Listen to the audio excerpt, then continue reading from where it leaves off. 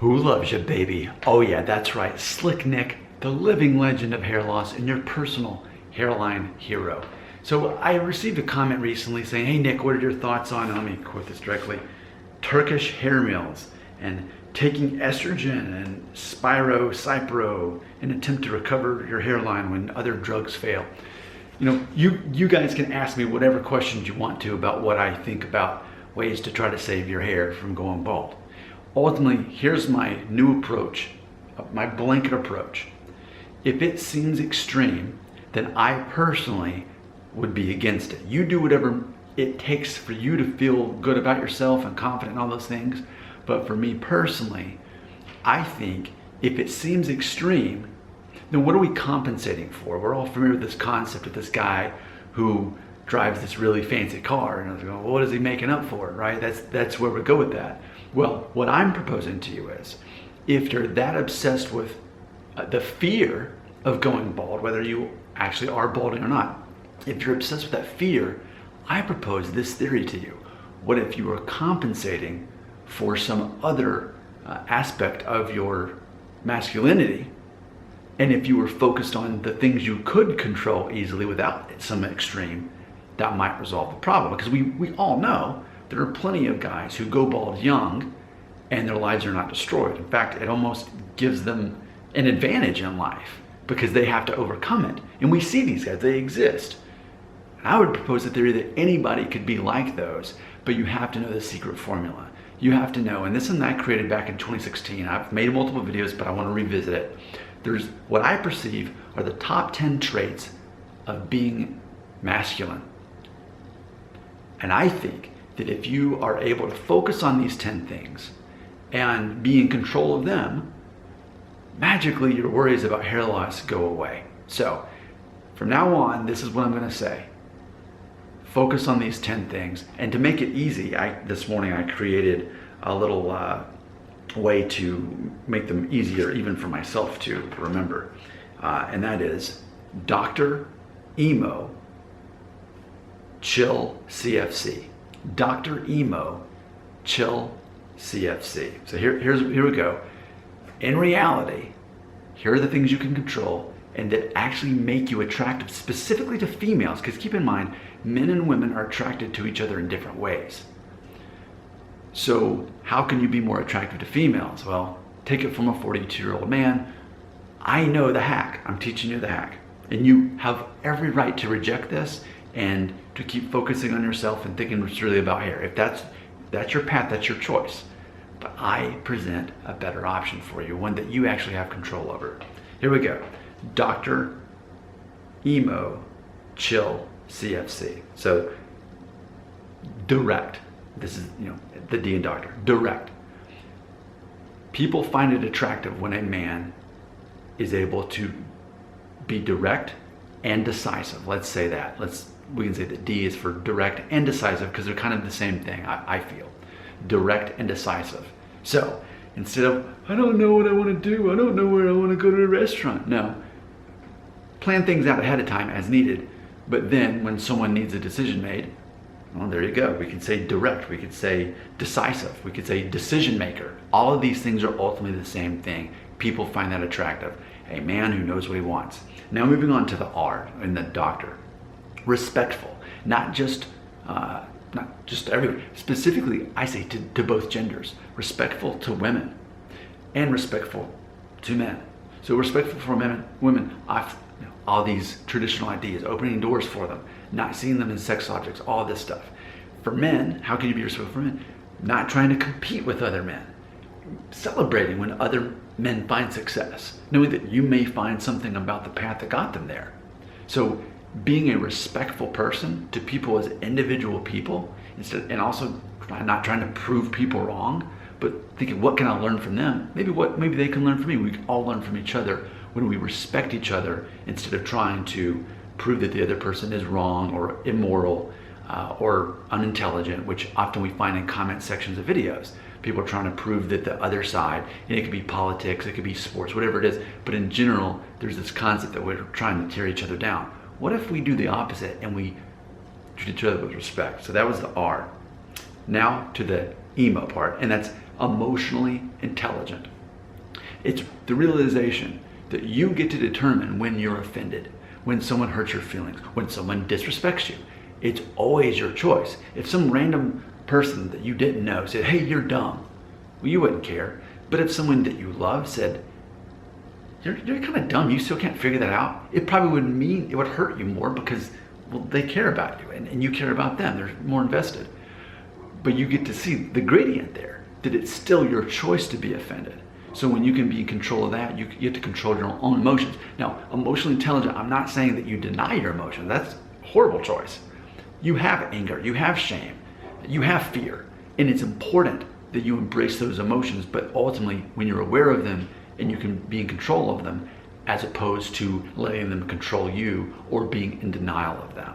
So ultimately, you control your emotions instead of them letting you being controlled by them. So that's the Dr. Emo part. Now for the chill, here we go. Communicator. It's a matter of being a good communicator. People find that very attractive. So ultimately, as you need to plan ahead, you do that. Most people are afraid of public speaking or having to be assertive when they speak. Well, the only way you can really get better is to practice that more. As a kid, I did a lot of acting, a lot of drama. I've done all these videos over the years. The more you communicate, the better you are at it, and people find that attractive because most people are too afraid to be the one to speak up. If you're it and you can be calm, assertive about that energy, people find that attractive. Now for the H.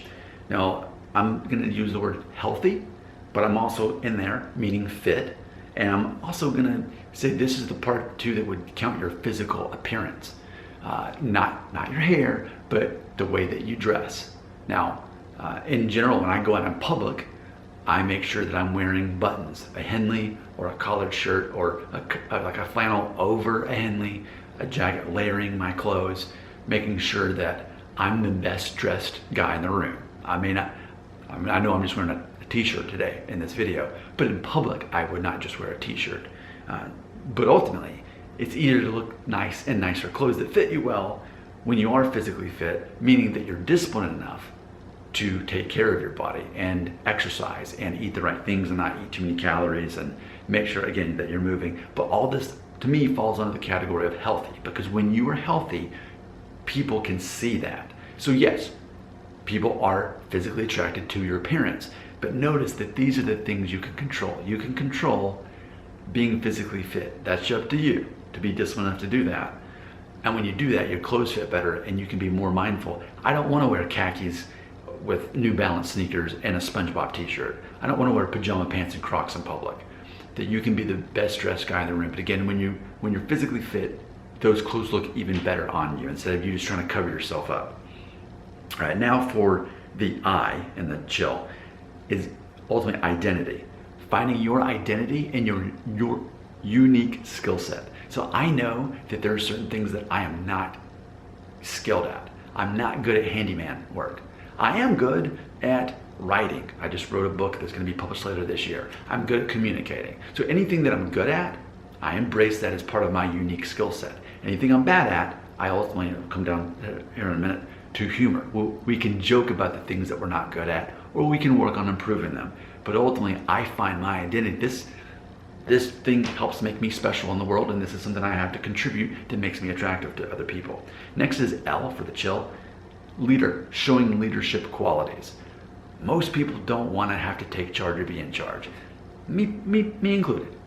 But I've learned when no one takes charge, and I do, people have thanked me recently. I've been thanked by multiple people who thanked me for taking charge when a natural leader did not present themselves. When a natural leader does present themselves and they're doing what's good for the group, then I become the follower of that leader. But when there's not one established, I take it upon myself to be that leader. Okay, now for the CFC. Confident. Well, Nick, I can't be confident because I'm going bald. Well, I'll tell you a trick. People don't know the difference between real confidence and fake confidence. If you act confident, people believe you're confident. I have seen this in my own life. That's how I live day by day. Steve Martin talks about this in an episode of Comedians in Cars Getting Coffee. That when he started out, Steve Martin was kind of a shy guy, but he wanted to be a comedian. So he pretended to be this confident character, and that confident character he portrayed on stage sold out shows, and that's how he got his career started. So I know that pretending that you're confident, just like acting, if you act that way, people will treat you based on how you act. If you don't act confident, they will treat you on how you act as well. Next is funny. That's CFC, funny. Now, there's different types of humor, but I mentioned a minute ago, if you're aware of what you are good at in life, you're probably also aware of what you're not so good at in life. So you can make fun of yourself in a confident way, and people find that attractive because you're showing that you're confident enough to make fun of yourself. So for example, I'm 5'9", I'm not a big guy. So when I'm the shortest guy in the room, I can say something like that. I'm like, sure would be nice to be over 6 foot tall right now, but I'm used to being the smallest guy in the room. Ha ha ha. And then I seem confident though I'm physically the smallest. So you find ways to sort of make fun of yourself, but it shows that you're confident. Ironically, that's one of the easiest ways to be funny. Make fun of yourself, not other people. Lastly, the final C, committed. People find it very attractive when I'm man, because it goes back to the beginning of this list, being decisive. When you're committed, okay? I've been married for over 15 years. I've been same job for 5.5 years. Before that, 13 years before they went out of business. I owned the same car for 13 years until finally I had to get a new one. I've had my newest vehicle for 4 years. I'm a very committed person. I've been committed to making these videos for I think 9 years now. I have a website, Family Friendly Daddy Blog, that I've had for 14 years running. I'm very committed, and people find that attractive, ultimately because all of these sort of go back to each other. I mean, ultimately, I'm showing that I'm confident. I'm showing that I'm ultimately dependable. These all go back together, but ultimately, I want you to ask yourself, how are you doing on these 10 things? Because I propose the concept that it's easier, requires less of you to say, oh no, I'm not attractive because I'm losing my hair and I'm young. It's easier to say that. It requires more of you, more discipline, more maturity of you to hold yourself accountable to those 10 things on the list. That requires more. And this is how I bring you into manhood from a childish boy way of thinking. This is how you learn to think like a man. I'm 42 years old. I've learned all of these things, and I'm telling you the hacks, and I'm going to keep doing that. So when you ask me questions about extreme measures of trying to save your hair, I'm going to ask you, how are you doing on those 10 things? The 10 things you can actually control. I welcome your comments right here.